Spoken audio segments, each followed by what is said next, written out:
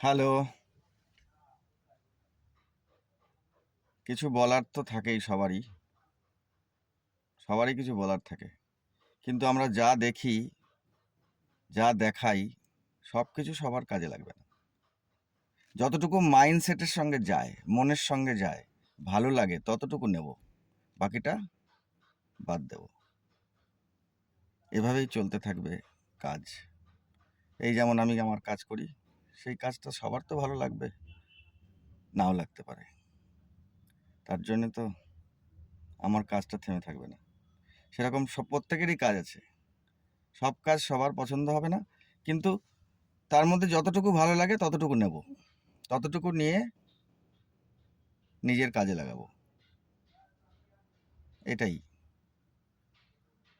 এটাই জীবনের নিয়ম।